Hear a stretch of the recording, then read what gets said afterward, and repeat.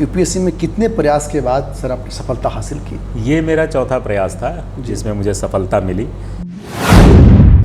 जो आपने देखा कि एक महिला सिपाही ने हम पर बंदूक तानी, वो बिल्कुल नॉर्मल प्रक्रिया है और वो ऐसा करने के लिए हमने उसको पुरस्कृत भी किया। कोशिश कर रहा हूँ कि पुलिस की जो नेगेटिव इमेज बनती है उसको हम लोग दूर कर सकें आपस के प्रयास से। थोड़ा प्रयास हम कर रहे हैं, थोड़ा प्रयास पब्लिक और मीडिया के तरफ से हो जाए। और अभी रिसेंटली हमने जो है एक आवाज़ दो मुहिम का शुरुआत यहाँ पे किया है, जो कि महिलाओं और बच्चियों के लिए विशेष करके है, जिसमें कि उन्हें किसी भी तरीके का अगर प्रताड़ित किया जाता है, उनको टॉर्चर किया जाता है, उनके साथ अभद्र व्यवहार किया जाता है, छेड़छाड़ होती है, चाहे घर में या घर के बाहर, तो उस हेल्पलाइन नंबर पे वो शिकायत कर सकती हैं। उनकी पहचान गुप्त रखी जाएगी। और अगर कोई अभद्र व्यवहार कर रहा है अभी भी जनता से, तो उस पर हम लोगों ने कार्रवाई करी है। पिछले 8-10 महीनों में मुझे लगता है 2 दर्जन से ज़्यादा थानाध्यक्ष और पुलिसकर्मी जनता से अभद्र व्यवहार करने या भ्रष्टाचार के मामलों में निलंबित किए जा चुके हैं।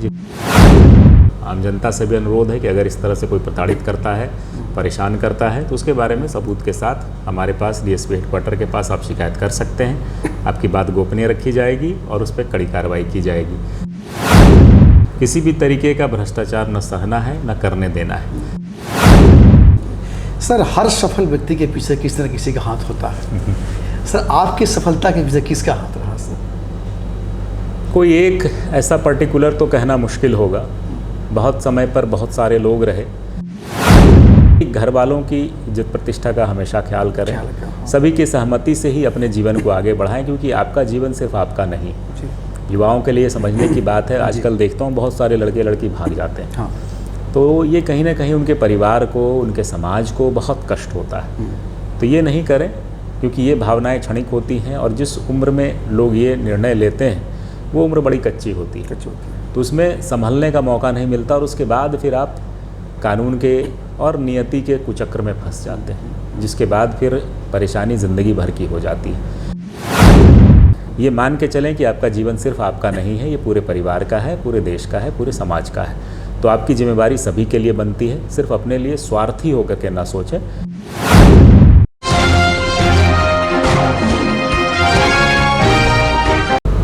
नमस्कार, मैं हूं दलन सिन्हा और आप देख रहे हैं न्यूज़ 0 किलोमीटर।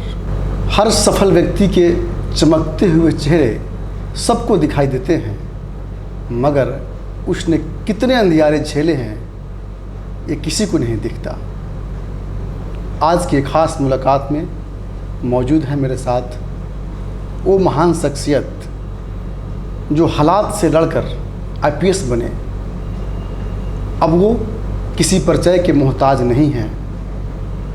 मेरे साथ मौजूद हैं पूर्वी चंपारण जिले के जिला पुलिस अधीक्षक डॉक्टर कुमार आशीष। बहुत बहुत स्वागत है सर मेरे चैनल पे आपका। बहुत बहुत धन्यवाद। सर की जुबानी ने संघर्ष की कहानी को। सबसे पहले सर, आप अपनी पढ़ाई लिखाई कहाँ से और किन परिस्थितियों में सर पूरा किया? मैं बिहार का ही रहने वाला हूँ। जमुई ज़िले के सिकंदरा प्रखंड का निवासी हूँ और मेरी 10वीं तक की पढ़ाई वहीं पर हुई। +2 भी मैंने सिकंदरा के बगल में करीब 2-2.5 किलोमीटर दूर पिरहिंडा करके एक जगह है, वहाँ के कॉलेज से बायोलॉजी में +2 किया। और बड़े ही संघर्ष वाले दिन थे। सुविधाओं का, संसाधनों का अभाव था। किसी तरह पढ़ाई की नैया चल रही थी। पेरेंट्स का सपोर्ट था, भाई बहनों का सपोर्ट था, तो हम लोग प्रयास कर रहे थे। और +2 करने के बाद ये विचार था कि किसी भी तरीके से ग्रेजुएशन करना है, क्योंकि हमें यूपीएससी एग्ज़ाम देना था और इस फील्ड में आना था। तो यह निश्चय कर करके जब मैं पटना में एडमिशन लेने गया, पटना यूनिवर्सिटी और वहाँ के जो कॉलेजेस हैं, तो मुझे पता चला कि +2 में मेरे हालांकि 75% मार्क्स आए थे, लेकिन वो भी कम पड़ गए थे। तो उन्हें लग रहा था कि 90% एंड अबव हो तो बीएन कॉलेज में, एएन कॉलेज में, पटना कॉलेज में एडमिशन होगा। तो नहीं हो पाया। फिर किसी ने बताया कि भाई क्यों ना आप इंट्रेंस वाले, जो जहाँ पर ग्रेजुएशन में इंट्रेंस होता है, इंट्रेंस में पास कर करके आप चले जाइए। जेएनयू में होता है, बीएचयू में होता है। तो मैंने जेएनयू का फॉर्म भरा। अब उसमें ये बताया गया कि भाई आप ग्रेजुएशन जो है वो फॉरेन लैंग्वेजेस में ही होती है वहाँ पे। Under graduate courses. तो मैंने कहा चलो ठीक है कि ये भी एक टेक्निकल फील्ड हो जाएगा। फिर मैंने फ़्रेंच को ऑप्ट किया, एंट्रेंस दिया, ऑल इंडिया टॉपर भी रहा, 2001 की बात है। और मुझे फ़्रेंच लैंग्वेज मिली जिसमें मैंने ग्रेजुएशन किया, फिर मास्टर्स किया और उसके बाद 1 साल के लिए फ्रांस भी गया। सर यहाँ तक भी सुना कि आपने लगभग 4 साल जो है ऑल इंडिया रेडियो में भी काम इस तरह आपने किया था। संघर्ष के दिन थे, जैसा कि मैंने बताया। मास्टर्स के बाद मैं 1 साल के लिए फ्रांस चला गया। वहाँ पर पढ़ाई के दौरान मतलब फिर भी अपना अध्ययन इधर बनाए रखा मैंने। फ्रेंच संस्कृति, फ्रेंच लिटरेचर, फ्रेंच फिलॉसफी, इन सब चीज़ों का गहन अध्ययन किया। वापस लौटा तो पुनः इस समंदर में जो है डुबकियाँ लगाने के लिए तैयार हो रहा था। इसी दौरान पैसे की कमी तो रहती ही है। मैंने बीच में कुछ जूनियर कक्षाओं में ट्यूशन भी पढ़ाया है और इसी दौरान जो है IIT दिल्ली में फ़्रेंच भी पढ़ाया। इसी दौरान ऑल इंडिया रेडियो में ये ऑफ़र आया था कि भाई पार्ट टाइम में फ़्रेंच जो प्रसारण है फ़्रेंच भाषा का आकाशवाणी का दिल्ली केंद्र में, तो उसमें वैकेंसी थी, तो उसमें मैंने अप्लाई किया जी। बाकायदा ऑडिशन हुआ, आवाज़ की और पढ़ाई लिखाई की, बोलने की, पढ़ने की, तो फिर उसमें सिलेक्शन हुआ। और बचपन से रेडियो से एक लगाव रहा है जी। आकाशवाणी के समाचार सुनते हम लोग बड़े हुए, BBC के समाचार सुने, वॉइस ऑफ अमेरिका और जो भी चीज़ें प्रचलित थी उस ज़माने में, रेडियो विविध भारती, सारेगामा, बहुत तरह की चीज़ें हम लोग सुने। और मतलब यूँ कहूँ तो पढ़ाई के दौरान रेडियो बड़ा सहारा होता है। जी बिल्कुल बिल्कुल। जो FM का इजाद तो काफ़ी लेट से हुआ, लेकिन मुझे याद है दिल्ली में भी बहुत सारे FM हैं। Red FM, radio city, radio मिर्ची, ये सब तो हमारे सामने ही इनॉग्रेट हुए थे। मुझे तारीख भी याद है, 29 मार्च 2003 को ये तीनों चैनल एक साथ शुरू हुए थे। तो काफ़ी सहारा रहता है मनोरंजन का भी, एकाग्रता का भी और कुछ कर गुजरने का भी, क्योंकि उसमें बहुत तरह की चीज़ें बताई जाती हैं। तो जब ये मौका मिला आकाशवाणी में प्रेजेंट करने का, तो मैंने इसको चैलेंज की तरह लिया, क्योंकि ये आय का तो बहुत बड़ा साधन नहीं था, क्योंकि ये इसमें बहुत ज़्यादा पैसे नहीं थे, लेकिन एक शौक़, इसको कहिए कि ये आपका एक जुनून होता है। मुझे अच्छा लगता था रेडियो पे मेरी आवाज़ जी मतलब पश्चिमी देशों में सुनी जा रही है, क्योंकि ये प्रसारण इंडिया के लिए नहीं होता था। रात में 1:30 बजे ऑन एयर आते थे। तो ऑलमोस्ट वेस्ट अफ्रीका, यूरोप और फ्रांस जो 54 देशों में बोली जाती है पूरे विश्व में, तो उसमें हमारी आवाज़ जाती थी। एक अपने आप में एक अच्छा सुकून मिलता था। और साथ ही हमारे लिए इसमें यह था कि हमारी लैंग्वेज इस बहाने अच्छी हो रही थी, पढ़ने का, लिखने का, बोलने का, समाचार बताने का। तो बहुत सारी चीज़ मुझे आज भी याद है कि इम्पॉर्टेंट इंसिडेंट जो सभी अभी भी डिस्कस करते हैं हम लोग, भूले नहीं। 26/11 जो हुआ था मुंबई में, उन तीनों रात मैं ऑल इंडिया रेडियो पे न्यूज़ में था। अच्छा। और ये सारी घटनाएं होती थी, मतलब मैंने न्यूज़ बनाया, उसको ट्रांसलेट किया, और अब जब ऑन एयर हो रहा हूँ तो फिर तुरंत दूसरी स्क्रिप्ट आ गई कि अब इतने मर गए, अब इतने ये हो गए। तो बहुत ही, क्योंकि पैनिक होता है आदमी, इतने मारे गए, इस तरह की घटना हुई। और वो मैं तीनों दिन लगातार मैंने न्यूज़ किया था जी, कवरेज हमने किया था उसमें। UPSC में कितने प्रयास के बाद सर आपने सफलता हासिल की? ये मेरा चौथा प्रयास था जिसमें मुझे सफलता मिली। पहला प्रयास मैंने बहुत ही जल्दीबाजी में 2008 में ले लिया था, जिसमें मैं PT भी क्वालिफाई नहीं कर पाया था, तैयारी बिल्कुल नहीं थी। और दूसरा प्रयास 2009 में जब मैंने लिया था, तो उस वक्त तैयारी का लेवल था, अच्छा था। तो मैं उसमें इंटरव्यू तक पहुंचा, PT मेंस और इंटरव्यू तक पहुंचा। सिलेक्शन उस वक्त भी हो जाता, लेकिन नंबर कहीं कम रह गए थे, या यूँ कहिए किस्मत उस साल साथ नहीं थी, तो उस वक्त नहीं हुआ। फिर मैंने कोशिश करी और 2012 में फाइनली सेलेक्ट हुआ। सर आपके द्वारा जो है सादे लिबास में देर रात्रि जो है थाने का जो निरीक्षण किया गया सर, तो निरीक्षण करने से पुलिस की कार्यशीलता बढ़ी।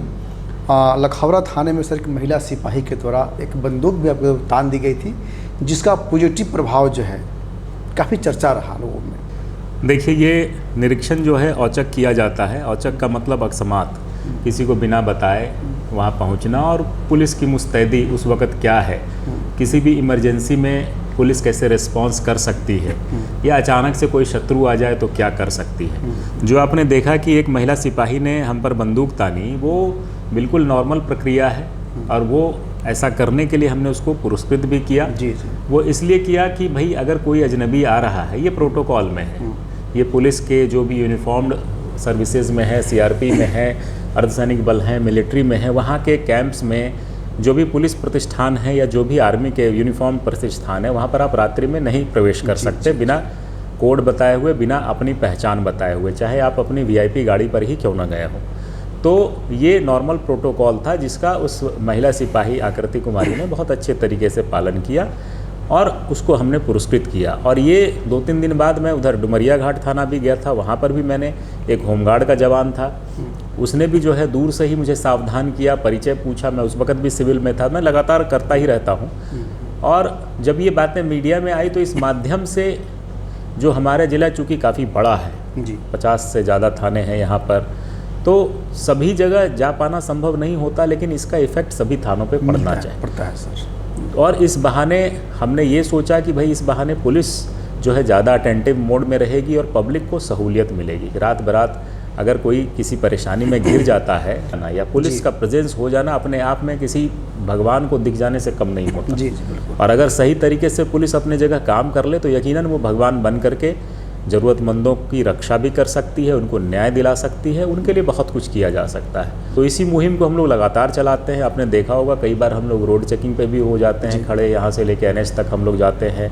विभिन्न थानाओं में औचक निरीक्षण होता है, जो अच्छा काम करते हैं उसको हम लोग पुरस्कृत करते हैं, और जो सही ढंग से कार्य नहीं करते पाए जाते हैं उनको दंडित भी किया जाता है, ताकि एक सबक मिले। और इस बहाने जो हमारी फोर्स है पूरी मोतिहारी पुलिस, इन सभी को एक मैसेज जा सके, इनको एक संदेश सीधे जा सके कि भाई हमें अटेंटिव होकर काम करना है, अच्छा काम करने पर पुरस्कृत होंगे और लापरवाही पर दंडित होंगे। जी सर, पुलिस और पब्लिक की जो है रिलेशन मजबूत के लिए क्या पहल किया जा सकता है?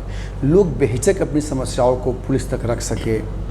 थाने में जाते हैं तो सर दिल में डर का माहौल रहता है कि जाएंगे तो सर हमारा सुनेंगे या नहीं सुनेंगे, क्या होगा।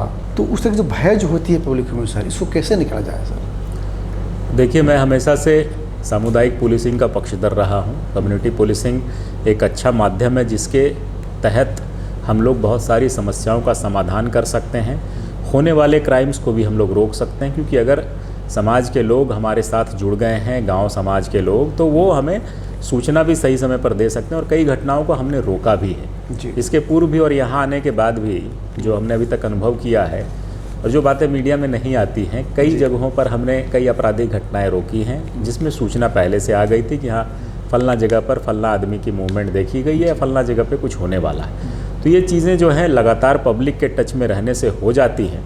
और रही बात जो भय है, डर है, उसको दूर करने के लिए हम लोग लगातार प्रयास कर रहे हैं। आपने यहाँ आज भी देखा होगा कि करीब 100-200 आदमी प्रतिदिन आते हैं जी, बिल्कुल बिल्कुल, जो मिलते हैं यहाँ पर, और उनकी शिकायतों का हम धैर्यपूर्वक सुन करके उनका समाधान करते हैं। और इसके साथ ही जो हमारी अपराध गोष्ठी होती है या जो हमारे नियमित समीक्षा थानेध्यक्षों के साथ या उनके पदाधिकारियों के साथ होती है, उसमें भी हम उन्हें संवेदनशील बनाते हैं कि जनता के जो इशू हैं उसको संवेदनशीलता के तौर पर आप लें।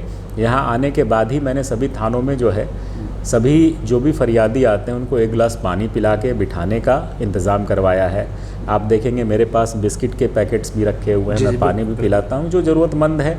क्योंकि मेरा मानना है कि अगर हम संवेदनशील रहेंगे तो जनता हम पे भरोसा करेगी और हम लोग कार्य भी बेहतर तरीके से कर पाएंगे।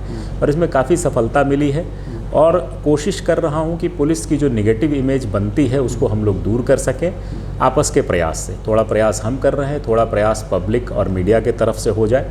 बाकी कुछ इनिशिएटिव्स भी हमने उठाए हैं, जैसे थाना दिवस पुलिस आपके द्वार है, जिसमें कि पब्लिक को यहाँ आने की आवश्यकता नहीं है, हम लोग खुद उनके दरवाजे तक पहुँच करके उनके नज़दीकी थाने में या किसी सार्वजनिक जगह पर वहाँ पर हम लोग मिल करके बात करते हैं, उनकी समस्या का समाधान करते हैं। और अभी रिसेंटली हमने जो है एक आवाज़ दो मुहिम का शुरुआत यहाँ पे किया है, जो कि महिलाओं और बच्चियों के लिए विशेष करके है, जिसमें कि उन्हें किसी भी तरीके का अगर प्रताड़ित किया जाता है, उनको टॉर्चर किया जाता है, उनके साथ अभद्र व्यवहार किया जाता है, छेड़छाड़ होती है, चाहे घर में या घर के बाहर, तो उस हेल्पलाइन नंबर पे वो शिकायत कर सकती हैं। उनकी पहचान गुप्त रखी जाएगी और उनकी शिकायत पर फौरी कार्रवाई करेंगे हम लोग और उनको न्याय दिलाने की कोशिश करेंगे, ताकि किसी बच्ची की ज़िंदगी इस तरह से बर्बाद नहीं हो सके। ऐसे कई मामलों में हमने देखा है कि घर से ही ऐसे प्रताड़ना शुरुआत हो जाती है और प्रताड़ित करने वाला उसका कोई अपना ही होता है, और ऐसे में बच्चियां जो है वो परेशान हो जाती हैं कि किसको कहें, कैसे कहें। तो चूँकि ज़िले में महिला पुलिस की संख्या भी आजकल काफ़ी हो गई है, तो उन सबको हमने ये इंटरेस्ट किया है कि वो जाएं और ये संदेश सभी तक पहुंचाएं, क्योंकि अगर हम लोग इस बहाने कुछ की भी मदद कर सके तो बहुत अच्छा होगा। और ये प्रिवेंटिंग पुलिसिंग पे हम लोग जा रहे हैं। तो जो शिकायत जो पीटिका है सर, आपके यहाँ तो सर उपलब्ध शायद होगा ही। बिल्कुल है। और मेरा जो है सर एक मानना है कि अगर ये शिकायत पीटिका अगर सिर्फ थाने में भी सर कर दिया जाए तो थोड़ा सा अच्छा पहल हो सकता है सर।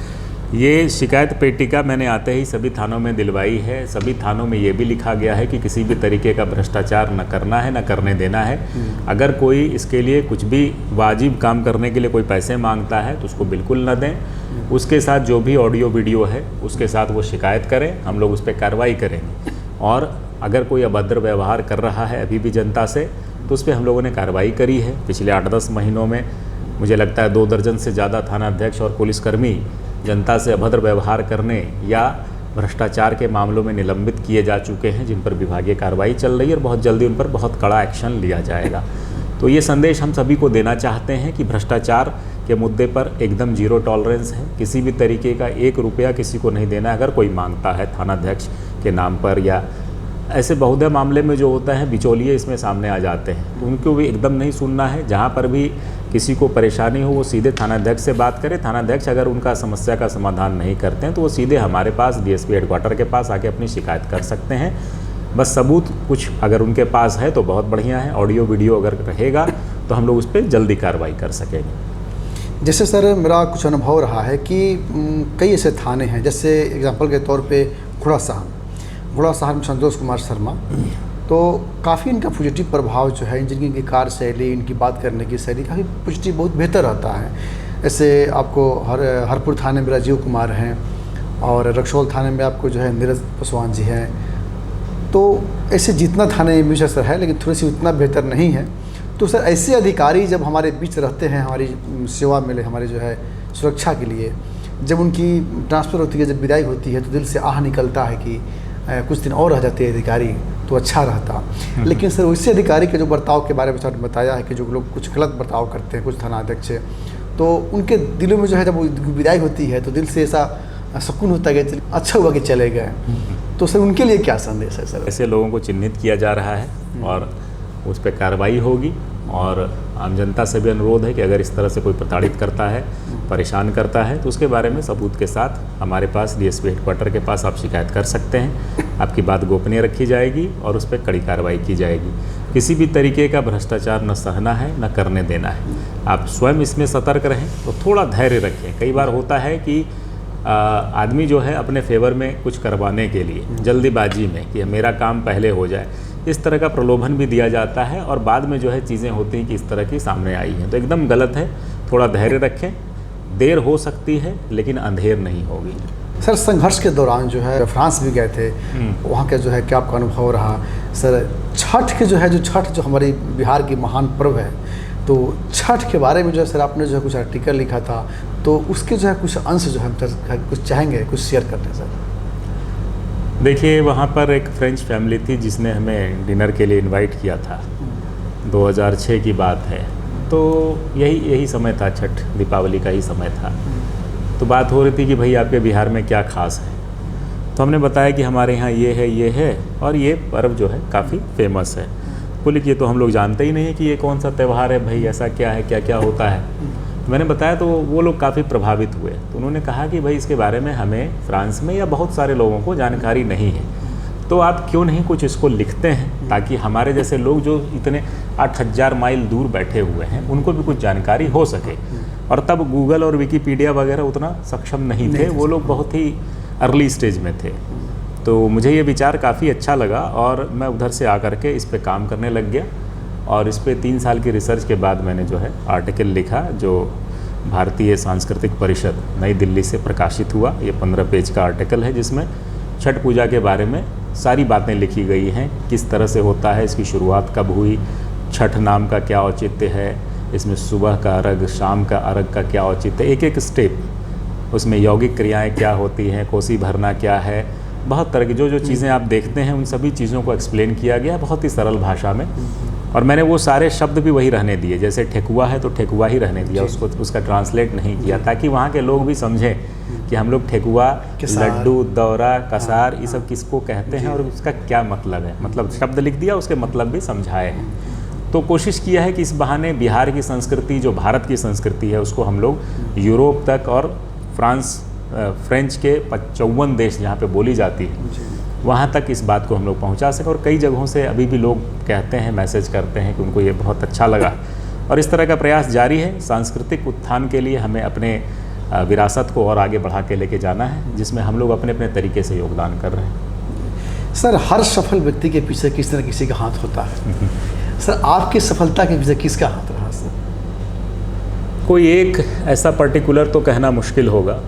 बहुत समय पर बहुत सारे लोग रहे, परिवार वालों का सहयोग बहुत अच्छा रहा, माता पिता, भाई बहन सभी लोग।